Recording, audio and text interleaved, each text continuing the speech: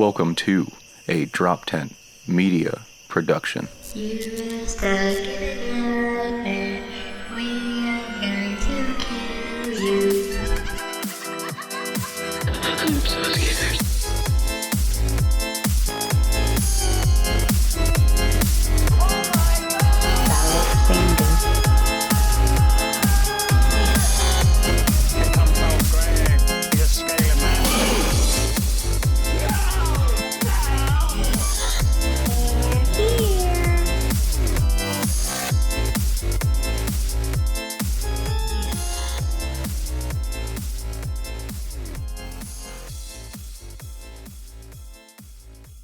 Here we are on a special edition of Handle with Scare, where instead of two ghoul friends hanging out, we've got me in the luxury of my home with my roommate, Allison.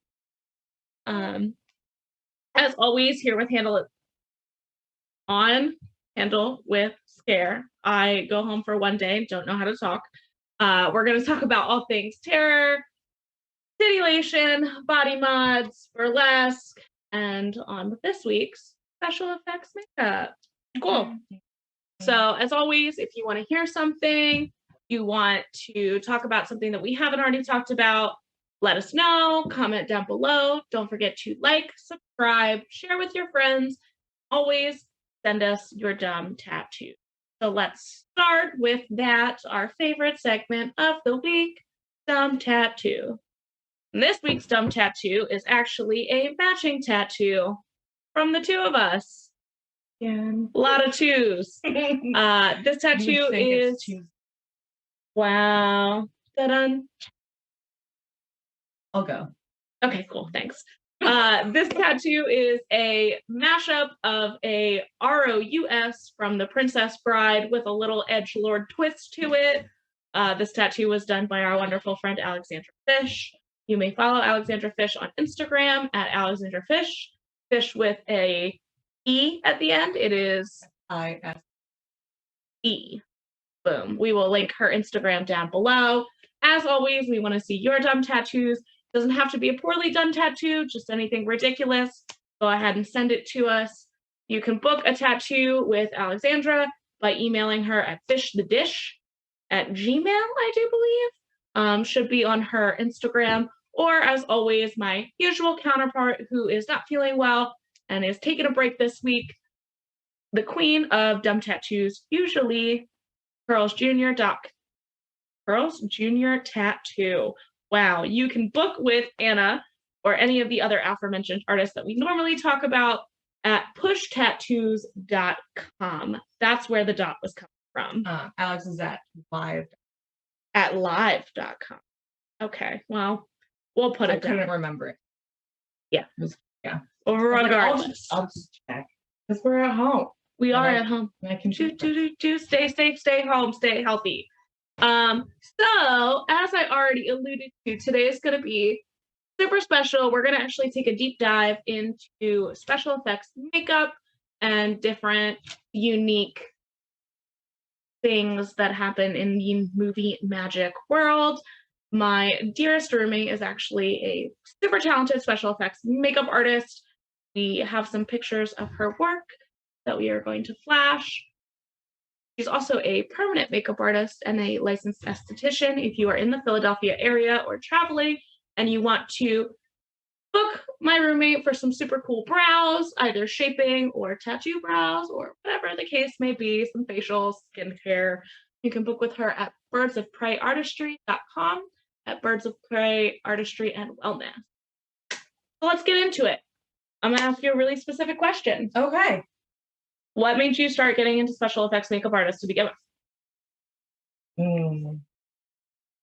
I think I've just always been fascinated with the creatures that in those movies. Like all those movies that growing up, my mom was like, you can't watch that, you're too young. So then my dad would be like, you want to watch that?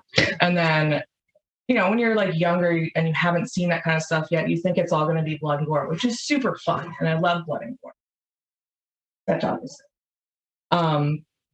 But then what I started seeing was that it's not just blood and gore all the time. And then genres start to mash together. And sometimes the blood and gore is just almost a side effect of other things. So like, for example, Hellraiser. obviously tons of blood and gore, Right. but obviously also a lot of very specific creature designs and complete characters, like head to toe, front to back, prosthetics, wardrobe, makeup, the whole nine, the concept art. And then that all plays into it. And the blood and gore just kind of It's the icing on top. Yeah, it makes the story believable. For sure. More so. I think definitely for me, like a big thing about special effects makeup and why it, for me, like will definitely make or break a movie. Like, don't get me wrong, I definitely like a good cheesy movie now and again. And there's something really special about like sometimes when there's something just really awful. But that ability to kind of create that own story, that fully fleshed out character within, you know, just the makeup and wardrobing, I think that's really important. And I know you and I talk about it a lot, especially we're seeing this big influx too of people getting into special effects makeup. That was a chime in from Ripley the dog. It's going to be to agree. A few special today. Yeah.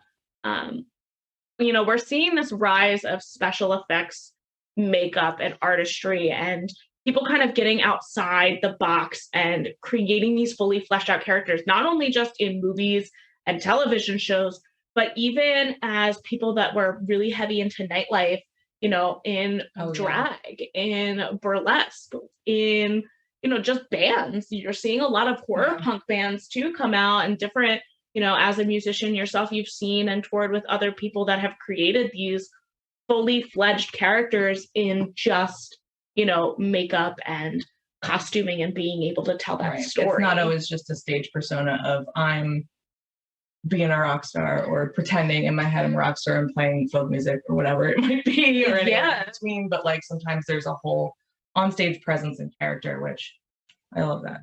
Like that's I'm a sucker for theatrics, and that's why like that stuff was so fascinating. I was like, I want to make it. Yeah, definitely. Like I want to do it. But also we're on the East Coast, so then it just became dabbling, as I often do. But you know what? Sometimes the best things come out of dabbling. As somebody who has lived with you for a couple of years now, like I have watched you create some like really interesting pieces out of just like being bored at home and being like, you know what? This would be really cool and no one's making it, so I'm gonna make it. And that's, you know, gone across in other different kinds of special effects, not just makeup. I mean, you have started during the pandemic doing a complete side gig of creating skulls from scratch, which we're taking personal skulls from your collection and casting them and creating these really beautiful pieces from start to finish. And that's like, in its own way, a form of special effects and creating and designing and creating these full-fledged pieces that have a little story. Yeah. So, and part of the idea with that was even I had all my effects like silicones and stuff from casting and making like, because I did mostly still would do DIY or like low budget things. Right. But then I was making prosthetics for a little bit and I had all these supplies. I'm like, this shit's gonna go bad if I don't use it. I'm like, what can I do that I can also monetize just because, I mean, unfortunately because of capitalism, but also because I'm so fucking bored at home for what we thought was going to be 2 drunk weeks of vacation. And then it was just months and months on end of being still drunk, but also then unemployed, hopefully temporarily, but we didn't know until it did reopen. So I was like, I don't know, I got to do something with the supplies I've already got. Right. Something to keep me busy that's mindless. Smashing up those quartz stones and just gluing them and like basically getting high off of E6000, sniffing all E6000 like all not day, sponsored by E6000, but shoo, as a burlesquer and an FX artist, E6000, you are the saving grace, man. I even grace. fixed the hands after E6000 can do anything. Really can. So if you had to pick out of all of the years that you have been doing, you know, special effects on yourself and on other people, you know, obviously a really good friend of ours that we talk about a lot on this show, Cassandra Pinek, who does all of our photography pretty much in all of the photo shoots that you see in the background, our title image. Shout out to Cass. We love you so much. You can book with Cass and Neon Velvet Boudoir, her newest business rebrand. All of her information will be linked below, but every year around Halloween, you guys do this wonderful collab with like little mini Halloween portraits, and you get to take people's ideas and just like bring them to life. So out of all of that stuff, what do you think your favorite like design has ever been that you've either done on yourself or somebody else? I know it's a really hard question, That's a right? I hard didn't one. tell you I was going to ask you this. I wanted to surprise you. Bitch. Surprise. I mean, damn, that's really hard. In part, it's hard because I've done a lot for a lot of different reasons, and like my characters I'm attached to are not necessarily the ones that I think came out the best either. Right, And right. it's also hard because a lot of my looks are kind of like one character I came up with at one point that I kept riffing on and revisiting over and over again, especially when it comes to doing looks on myself. But Fair. even like when this year's Halloween ones, when I did do Anna's, I was like, we're gonna do my spooky glam ghoul makeup, but on you because you haven't done it yet. I was like, I'm gonna block out your eyebrows and like we're just gonna do it. And she came with her whiteout contacts, which like they're not the grid ones I have where they make it like hazy. They were like the full-on blind ones with like no pupil, like no visibility. So that's a little insider tip. That's why she was wearing one, because she couldn't see. Yeah, pro tip for anybody out there who wants to jump into the FX contact wearing. When you are looking for a whiteout contact, find the one that is a grid looking whiteout contact so that you can sort of have some form of visibility. The full-on whiteout ones are going to make it extremely hard. Dead blind. And to be fair, they look awesome. They do. But and apparently, because I was asking Cass, it's very hard to edit them looking realistic. Because I was like, oh, you could just white out the other one in post. Because I also just always joke with her, like, just do it in post, fix it in post. Like, if I'm doing shortcuts, because those marathon sessions, we've got like a solid, like, it's a schedule. And this time we did it a little more loose because of the pandemic. But in the past, we would do like 8 clients a day and just like, they'd be overlapping the whole day. And it'd be like, all right, like, if somebody wanted body paint, like, we're going to paint one arm and she's going to do it in post. So I was joking about that. That's how I found out apparently it's very hard to fake the whiteout. However, if you're just doing a shoot and you have someone to help you around and you really want the look of the full ass whiteout, go for it. But if you're trying to like go out for Halloween or like go to a spooky show or something, if you are going to have to function on your own, if you need to try to navigate the world at all, like I wore on Halloween, I went to my coworker's show and I wore the grid ones.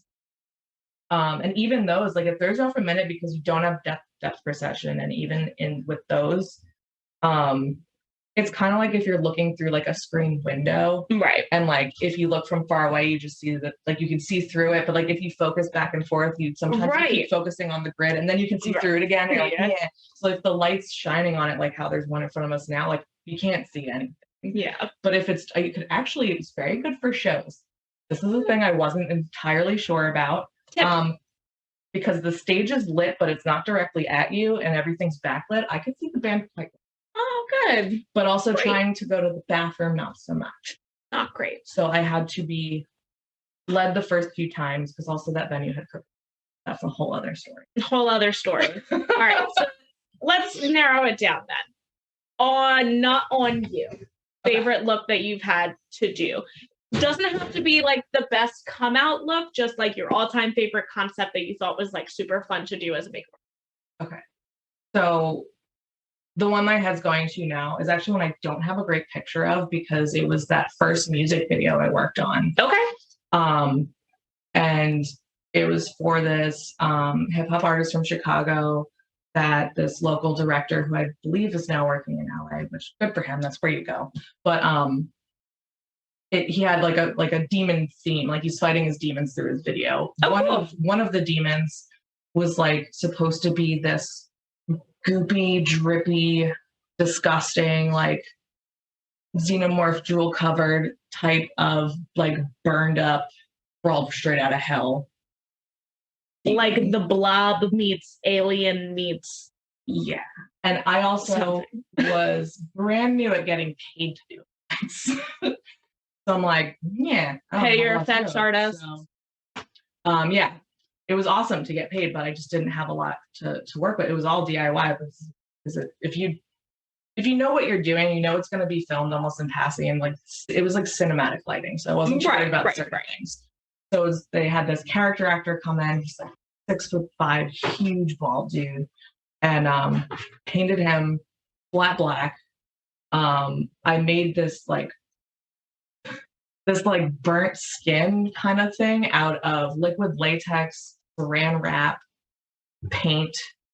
I had finger extensions on them, so I had like the creepy long, like they're like this long, and then still they were like wrapped in this weird saran wrap that was painted, so it just looked like old burnt charred skin.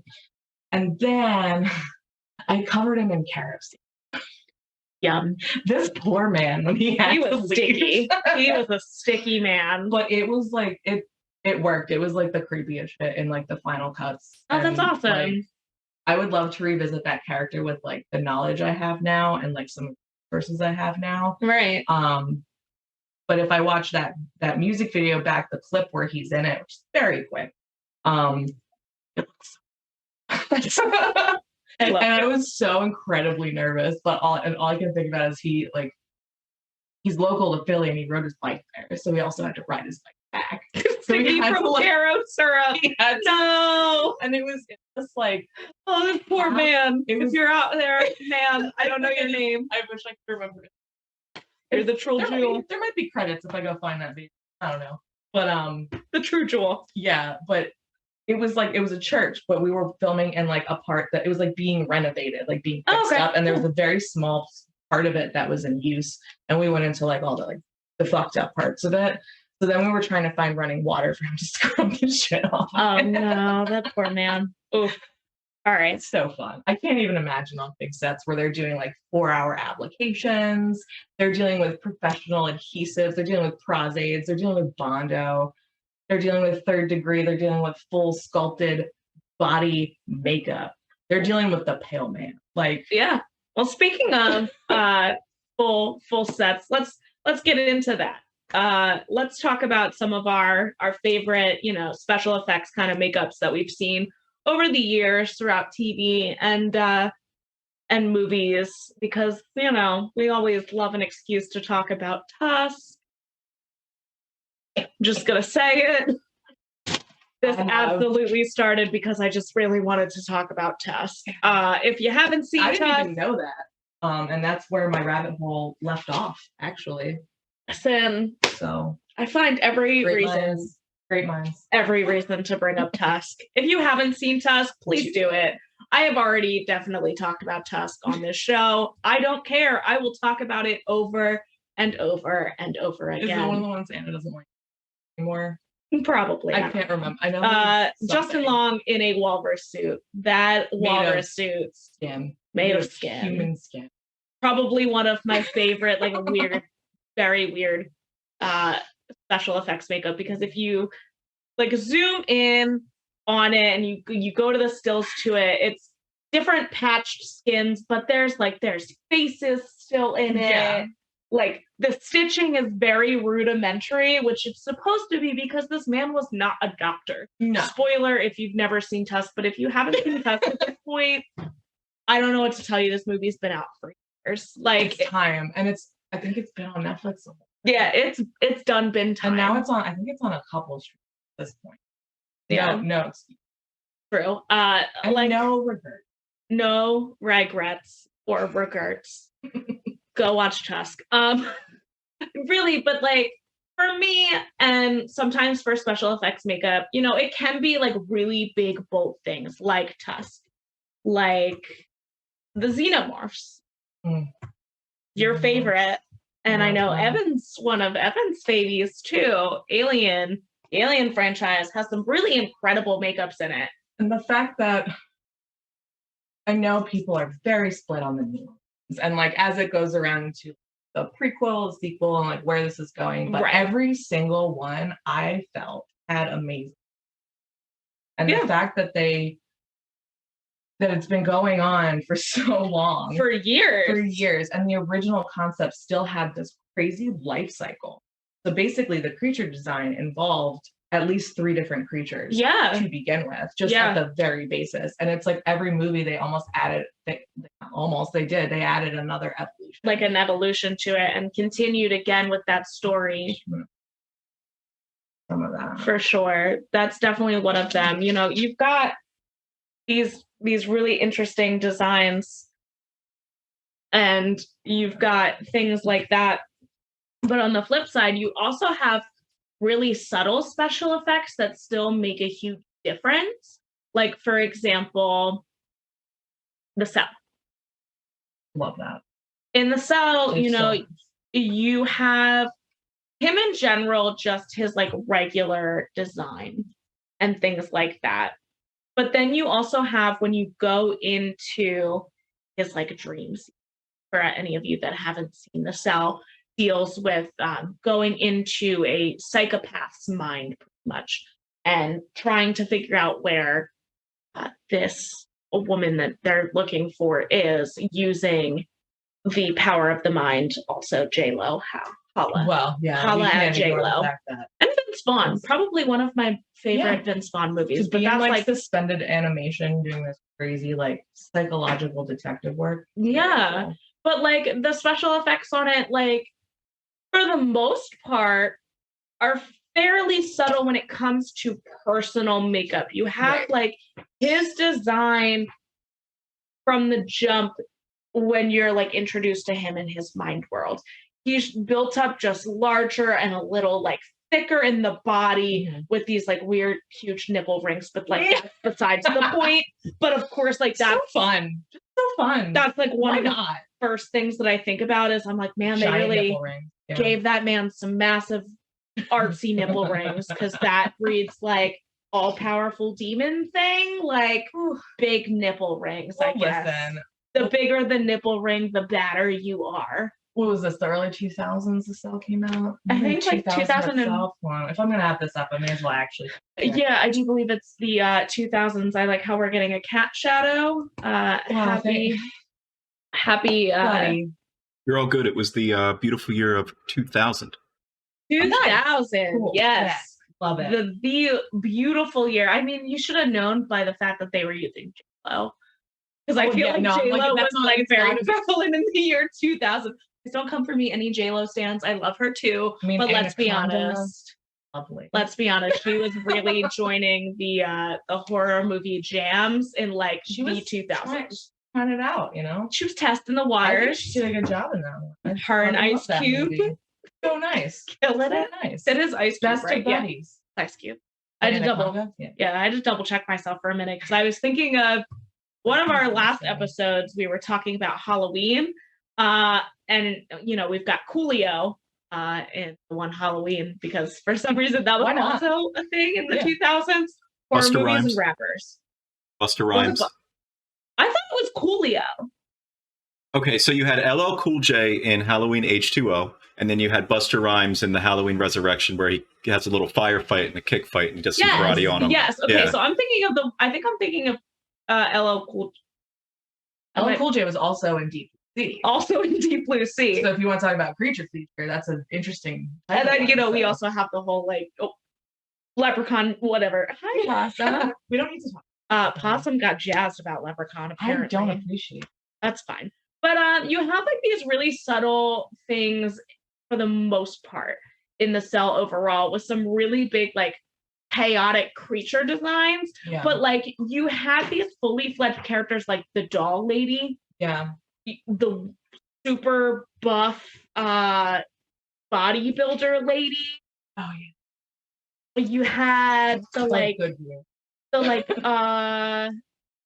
the girl with the deer that had the like odd like jacked up face, but it was all relatively simplistic in designs, but still very efficient. Like they gave him full-fledged, like you said. yeah, like they gave had a him his lot. curly horns, and then at one point Wonder- he turned into like a snake.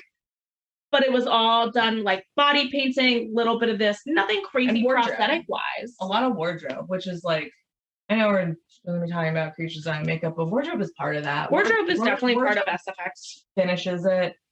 Just the fact that it's a different department doesn't mean it's not part of the same product. Like it's all part of the design. You Yeah. can't, like look at this. Like you can't have Like, Oh yeah, the you can't designing. have that without that headpiece. Somebody designed that and was like, Yeah. this is part of the set. This is when she's doing this, she's wearing that.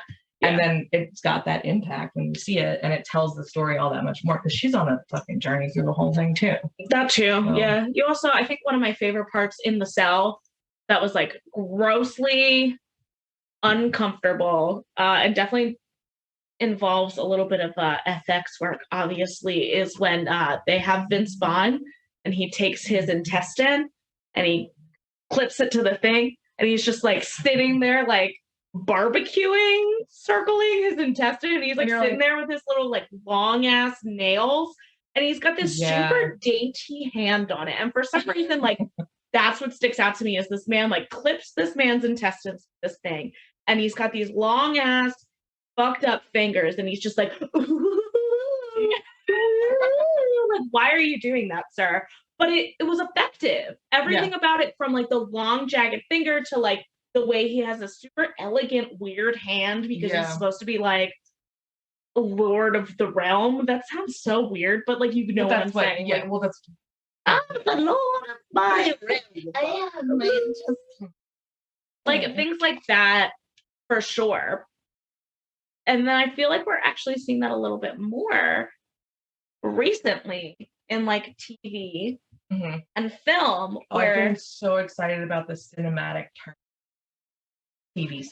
Yeah. It's been so cool to see, as much as I love X-Files, it going from something like that where you do have this effects makeup and these creatures and these full-fledged things every time, but it's still set up. It's still filmed like this is a one-shot episode. We're only following these two characters. We don't really need to set a whole new ambiance for the whole thing. We're just going to tell the story. Whereas now you have these limited series.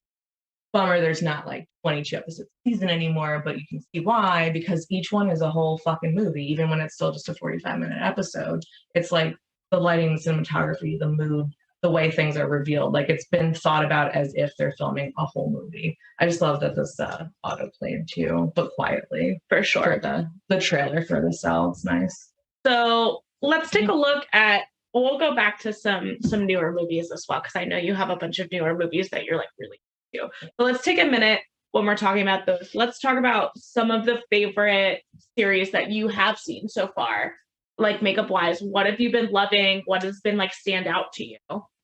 For TV or for TV? For TV. Yeah, for TV. Let's go there first. Haunting of Hill House was great. It was all very subtle because, of course, like, and this is something we see in like modern horror too, where it's not always filmed in the way where they're just off the back and be like, this is a horror show. This is a horror movie. It's a ghost story, but that's part of horror.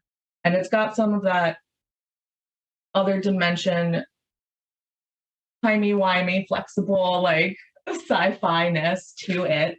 But in the end, it's a ghost story and it's horrifying. And they had like so many different makeups for Nell. And like you don't realize it's happening like that until I'm gonna do a spoiler, but until at the end when you see it all like back to back to back to back, and you're like, holy shit, I saw it the whole time. Right. And then they showed each one, and they really did that one character they designed, even in that character's death, had iterations and evolution. Yeah, for sure. Like even as a ghost, the bent neck lady changes and grows, and they redesigned her repeatedly, and it's like so effective. And then the way they revealed it, you're just like, what? Like, how did I fucking notice that? Like, what? It's the subtle things that carried through and connected together to build that final big picture that like made such a difference, for sure. It's okay. But it's nice because that was where I found in my circling, because I'm like, man, who did the makeup on that? I know it was somebody I really like. I know it was like they got someone pretty iconic, and like the concept stuff was done by Robert Kurtzman, who worked on Bye Bye Man, worked on Tremors, Hostel, It Follows, Bubba Hotep, 13 Ghosts, Army of Darkness, Misery, one of your favorites. One of my favies. Cabin Fever, which is decidedly disgusting. despite being a really lame story in my opinion. But it's absolutely visually disgusting, which like good job. Yeah, yeah. But They most definitely set importantly- out for one thing, and it was to be uncomfortably gross, and they succeeded on that. And then got the just right team. just happened to have like a lackluster story. Yeah, it happens. But also he worked on top. So that was like a fun thing to find out in the Full process of this, circle. because I'm not very good at remembering who did what when it comes to stuff. I just like, I see it, I'm like, oh my God, I love this. I look it up and I'm like, oh, that's why that same person that I really like work. Yeah, and it's definitely one of those things. And I think like when we were talking about this and you started like really, when I started tasking you with, all right, like what are your favorites? Let's have a chat. It was kind of one of those things where as soon as you started thinking about things that really stuck in your head and things that you really loved, they end up being a lot of the same people. Yeah. And that's when you're reminded that this is also in art. I'm like, oh, I love that artist's work. yeah, You know? yeah. And it's one of those things where you don't always notice it the same way. Like, for example, a director, like people know right away a little more when they're like, Cronenberg.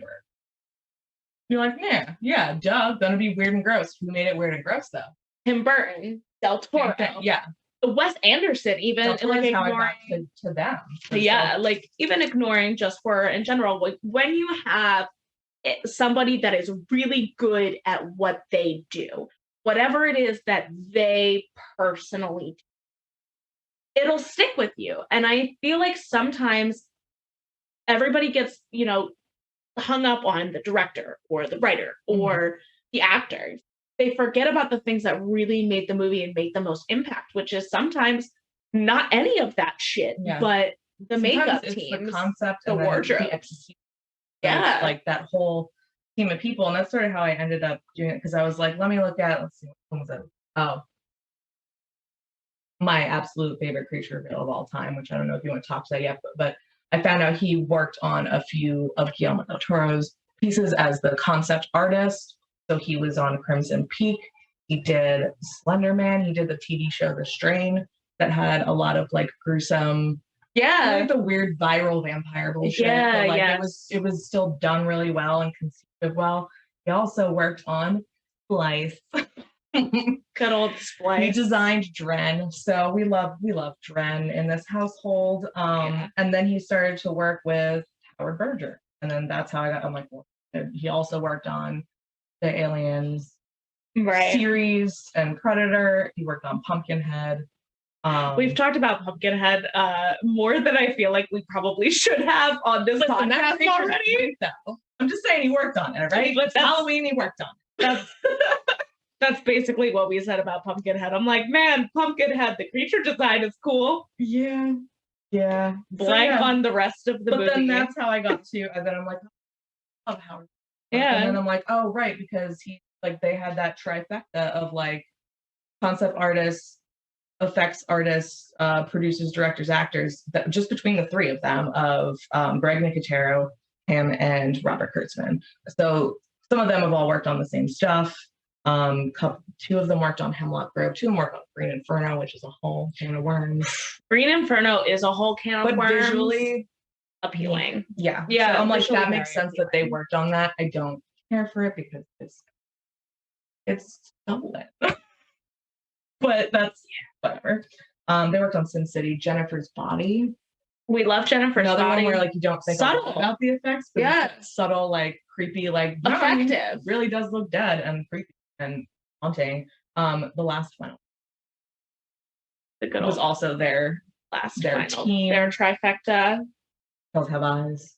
Like we do love Hills Have Eyes. They had like 184 movies, and I'm just scrolling. I'm like, oh, right, yes, no, I knew this, but I forgot because how could I remember this type of filmography? It's literally everything.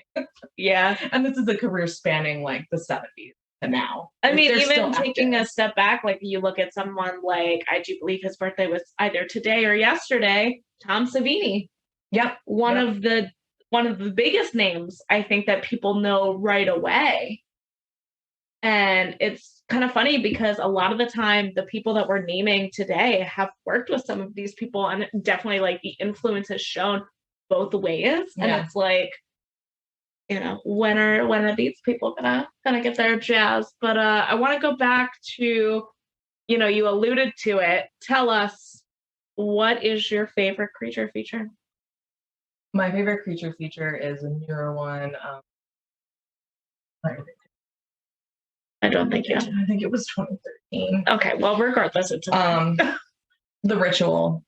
I don't know how to say it correctly, but their particular Jotun or Jotun that they had, this Norse beast, this spirit, this bastard son of Loki, made from the decapitated corpse of a man and a giant forest beast. Just the way it's revealed, and that movie is such a slow burn, which is like, I know a couple, like sometimes people like, oh, I couldn't get into it, so I didn't watch it. I'm like, no, I love me a slow burn, because I'm also like, I sat down and watched it. I'm like, I'm invested. I'm gonna finish it, and if it sucked, then I'll just tell people it sucked. Don't waste your time. This one, also, it's weird because usually a lot of times slow burns don't always start off like fast and then go slow, and this one just like hits you right away. Right. So you're like, oh, some dude bros are talking about a trip. That's real boring. And then just like, boom, robbery, your friend shot in the face, well, knifed in the face. And like, I think the other thing too with movies that end up being slow burns that do involve some form of special effects, moment, creature, whatever it may be, they tend to be the most important. Yeah. Because if you're going something to slow burn and build it up, and then your moment or your design falls flat. Oh God, yeah. The rest of the movie is just like, it would have been so, especially in this one, because they did a good job with the storytelling too, where it's like, you don't know whether they're almost low-key gaslighting themselves in the woods because they're also lost, and then it's raining, and it's like, all right, is there like dehydration and starvation going on here? Is there also just like the traumas causing them to lose their damn minds in the woods? Right. And then they finally come across this crazy group of people where it's like, at first they just seem a little creepy, then they're holding you hostage, like, oh my God, now I'm being sacrificed. And then when they find like all their actual bodies, which is done so well that they're just like husks. Right. And they're like sitting there in church praying to a weird effigy of this thing that you still haven't seen. And then like he's starting to put it together and not really. And like you hear the sounds the whole time, which they've been hearing the whole time. This crazy like roaring. You're like, the fuck is that, a bear? Is that? And like, I don't know, the whole time, like the first time I watched it, I'm like, are we gonna be going toward like a mutant forest creature that's like a normal, like will it be a giant bear? Will it be some kind of crazy thing like that where I'm going to be like, I don't, whatever, that's fine. Right. And then it just slowly steps out. Yeah. In silhouette. And then it steps out again and you see it. 10 out of 10. Go check out The Ritual. I think another one of my favorites that actually does that has a slow burn moment with special effects that like just really hit me in the face. I would argue doesn't have a lot of general special effects makeup throughout the movie. Definitely a lot of like special effects in general, but like specifically makeup and look wise. Hereditary. Yeah. My thing with Hereditary is definitely a reveal. Yeah. The choice to have this big impact and build up before you drop the decapitated head. Yeah. And I mean, the fact they don't show it till it's literally, even in the time span of the film, it's a couple days. Like he pushes it to the fact of, you go home and go to bed with the brother without seeing this head. You know it happened. The anxiety is there. The buildup is there. The moment of impact was there. And then you wait and you wait and you sit on it. And I think it's the tension about just gets that much worse. You still haven't seen it. Yeah, I think it's about 5 minutes or so go by before they drop this fucked up head. And I mean, just they really were like, you know what? We're gonna take it there. I mean, they did bugs.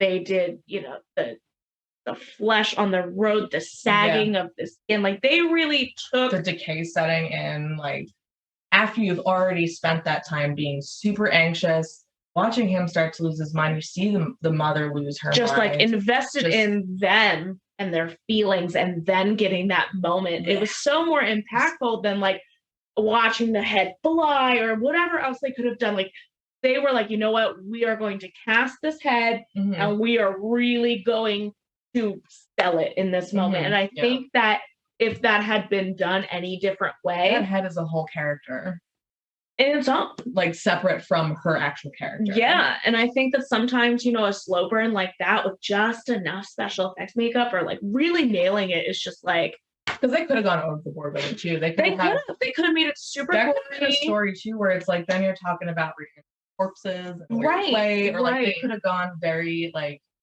and I don't have any problem with this type of horror. I love it, but I just also love the evolution that it's taking, where it like almost every horror movie now is a psychological thriller as well. Right. And I really like that. So they could have focused on her, and they focused on the torture. Yeah. Instead. Like this is psychological torture that, once again, similar to when like they're in the woods in the ritual. I never really tied these movies together. But like sometimes that happens on here where we just tie shit together in the weirdest fucking ways. It's almost like they're the same genre in that sense, where it's like it's that like something insane happens and then you follow the fallout of it. Yeah, you follow the aftershocks and then you just see where it goes, and it goes somewhere insane. And if that's done poorly, it sucks. It does suck. But when it's done great, it's my yeah, and it's just that like added bonus of, you know, when somebody takes the moment and we're like, hey man, like we're really going to push this, and the way that we're going to do it and keep it together is through these character designs and through just like the subtle, like the super subtle changes of like a wardrobe or whatever. It really can just elevate the shit out of a movie. And I mean, we've seen it done goofy and horribly. Like I still like it. It's different. I don't go home thinking about it. I don't have my roommate come to me and be like, you want to talk about effects, makeup, and creatures tonight? And I sit down, and the first thing I'm like, the Ritual is still my favorite creature. Yeah. Design and reveal. And then like, cool, what else is like that? Hereditary. Interestingly, Midsummer's kind of not like that though. Midsummer is not like that, but they do have a very big FX reveal, which I think is really important. Not like a big FX reveal, let me like specify, but they have a moment of like design creature discomfort when Christian gets put in the bear suit. Absolutely. And you have like the bloody exterior around the face of the bear, and he's still sitting. The eye. Yeah, just the eyes are moving because he's drugged, and his face looks waxy. Yeah. Because he's on the drugs and everything. But even the way that they were like, all right, well, he's stuck in this bear suit, he can't move, but like you really just envision that they like cut open this bear and shove this man inside. And even to the way that they like shuffle over the bear and they have him sitting, and it very much reminds you of a bear taxidermy that you see in like a Cabela's or like your dad's gun store or whatever. It's no one come for me if your dad has a gun store and it doesn't have a bear. Like it probably does. It probably did at some point. Fight me on it. It's fine. That's why you're upset, because it's true. Yeah. But even to that point where you have the, you know, the claws and everything, but he's just like stuck in it. And nothing. They didn't go overboard. You see panic, but you don't. Like but like there's not a crazy amount of blood on his face. It's not all like gored out. Like they just kept it really simple, but it's still so prominent because you can see just like around his face that he really was like they gutted the fucking bear and shoved him in it and sewed him right in it. And you were like, oh my God. I think the other thing too is because they did spend a good amount of time and, like it's not in a way where you would miss it, but it's not in a way where you knew what was happening. But when they are gutting the bear and they're just showing them in there, like it's like you could think that maybe they're gonna eat it. Maybe it's bear meat. We don't know. We knew the bear's being prepared by the time the bear is there. We knew the bear was there the whole time. They pointed out drugged, and you're realizing he's being like, these are things that are happening. You're like, holy shit, he's gonna go in the bear's knee. And then even when they reveal it, it's still like, holy shit, he's in the bear. He's in the bear. And now they're setting the bear on fire. The bear. It's a bear. And I think you have a lot of really good effects moments too. Definitely heavy on the gore, but also when, I forget which guy it was, but when they like flayed him open, he's like hanging in the like the barn. That is the douchebag one. Yeah. It's the douchebag. Why can't I think of his name? I'll look it up and come back. But it's the douchebag friend. Yeah. Mark. Yeah. I think it's Mark. I think his name is Mark. Seems IMDb will correct me later. I'm pretty sure the douchebag friend is Mark. Yeah. But that whole flayed hung moment. Oh yeah. Really nice reveal. We knew he's been missing. We don't particularly care because after he's an asshole. Yeah, he peed on the elder tree. Yeah. And so we're like, you all right, deserve it. Bro. Like, we know something Don't shitty pee on the elder tree. We know something shitty happened to him. We don't particularly care. There's other shit going on to follow. That the reveal of that made me care. Yeah. But also be like, hey. True. So I feel like we hit a lot, and I feel like this is a topic that we could go on and on and on and on about, because there's some really, really good things in here. I think we just have one more segment left, but before I get into it, I just want to take a moment, take a look at the crews for going forward when you're watching stuff. If you like a creature design, check out who did it. Check out the FX team. If you see some makeup in a movie, look it up and watch some of their other work. I feel like these people sometimes get shifted a little bit with how much effort and work that they put in. If you have special effects friends that are doing these makeups, or you see a local artist that's doing FX work, shout them out, hire them, hire these people. They deserve the talent and the credit and the work that they are getting. We didn't really get a chance to talk about it, but I want to hype it up just a little bit because I think it's really important. Dracula. If you are a performer interested in any form of, drag, burlesque, artistry, that kind of thing, you haven't checked out the Boulet Brothers Dracula. Season 4 is currently on Shudder. I know that they said the previous seasons are going to also be released on Shudder. Oh, good. I was hoping. I still haven't seen it. It's like disappeared. But if you want to see how, FX can correlate into different things, not just movie-wise, performance-wise, you want to see some really unique takes on horror in general, that show is, 10 out of 10. I can't say enough. I mean, we've seen some really cool looks come out of that show when we've been watching it. I've gotten ideas. We've met one of the winners of Dracula. We met the drag king Landon Sider, who is a phenomenal FX artist, has done some really incredible builds and makeup skills. So just think, about your local scenes as well. And if you have artists in your area or performers in your area that are doing special effects or horror numbers and things of that nature, book them. Do not be afraid to go outside the box, because there are plenty of incredible artists that are not getting booked because they're doing something different.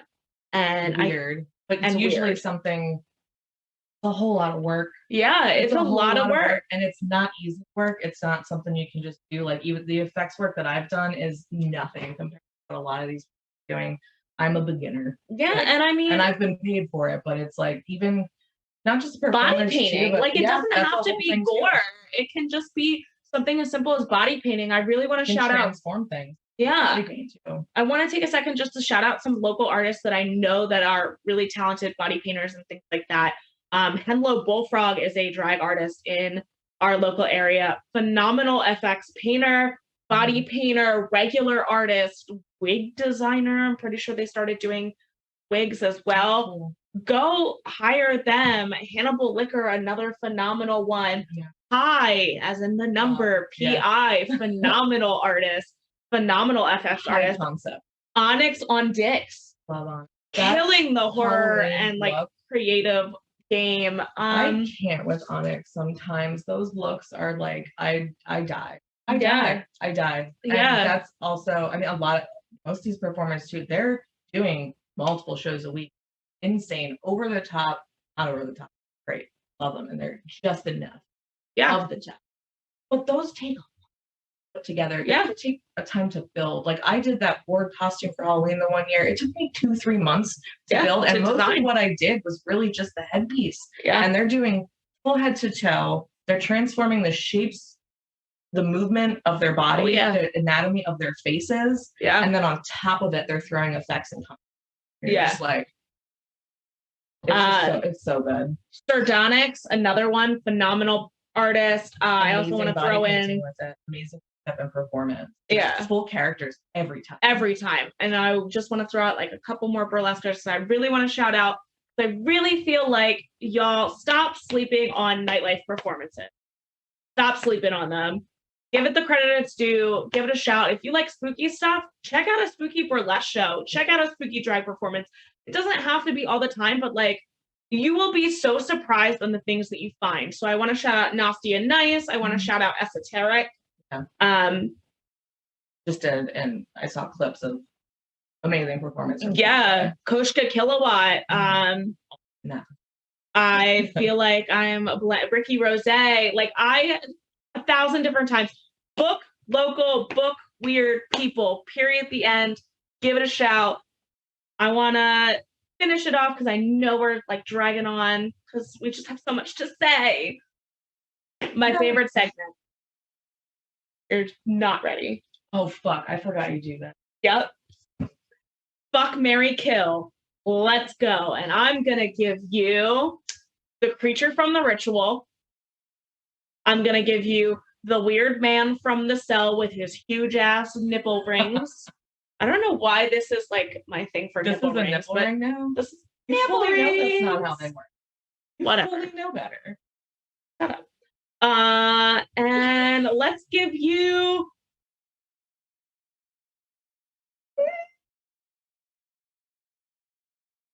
let's go the pale man from Pan's Labyrinth. Yeah, that's fucked. I'm a piece of shit for doing that. Don't kick me out after this. Damn. I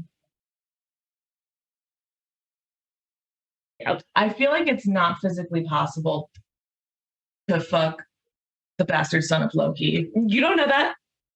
Anything's possible. So, but also like the power of it, the rawness. I would marry.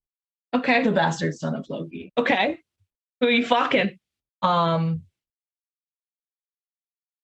gonna fuck the pale man. Okay. There's a different visual experience in that. He sees through his hands. Like he literally sees with his, okay. You know? I don't know. I feel like it, think of it, hedonistic. You go in there, it's the whole fucking spread. That is just like gluttony. That is like all of the sin. He is all about the pleasure of eating a fine dined meal. Throw the lust in. Okay. Like, all right. There's greed, there's gluttony, there's, murder. Okay. And there's some other things I don't particularly like, but like this is, you gave me this. So, and you're you're killing weird nipple rings. Yeah. That's a bummer. Yeah, sorry. All right. Well, I'm gonna go opposite of you. I am going to fuck weird nipple ring guy. All right. I am going to marry the pale man because he can provide. Yeah, he is providing. That's fair. And he can't see me unless his eyeballs are in his pants. I can look ugly as shit all the time. Stuck him. You just keep hiding them from him. Yeah. You just be like, it's ideal. I don't know where you left him. It's ideal. He's like, babe, what are you wearing? And I'm like, no, something real cute. I'm in like sweatpants. I got like hold up, let me see. And then you just can't find it. Perfect. Yep. And then I'm gonna kill the bastard son of Loki because I don't know. It seems like the right move. Sorry. Eternal and all powerful. Though, like he would really take you places. I feel like he would be a good Yeah, but then I gotta listen to that noise, and every time I listen to that noise, I just think of the Down with the Sickness noise. Like, if he does that noise, what am I supposed to do back? Be like, okay, hold on, babe. Like, no, I'm good. I'm good. Fuck that man. The eyes, though. Whatever. The way that he looks at me. Okay. Well, that just got weird. So we're going to end it here. Huge shout out to my roommate, Allison, for stepping in as a guest host this week. I appreciate you so much. I'm so glad that we got to talk about this. If you want to follow Allison, you can find her on Instagram at, Opioid Obscura. Yeah. Nailed it. Or obscura.aesthetics. If you want to book an appointment for any skincare that you need, any makeup that you may need, go ahead to birdsofpreyartistry.com and book. If you want to buy some of her art, feel free. It should be on her Instagram, but it is, I think it's somewhere on Etsy. Skulls from Scratch. Skulls from Scratch. You can DM me about who I am. Also DM about these things. Buying shit from me. Yeah, as always, stay safe, stay healthy. Don't forget to like, subscribe, comment, share with your friends. We have new episodes dropping every Saturday. And until next time, I am Heather. Anna is gone right now. And this is Allison. Peace and blessings. Cannibalistic humanoid underground dweller, a chud. What did it mean to you to see that? Did it mean they love me?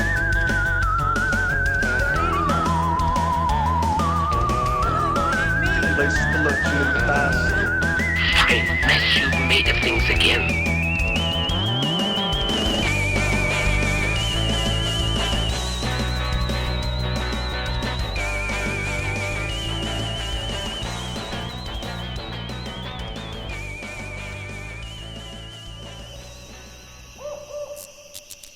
This has been a Drop Tent Media production.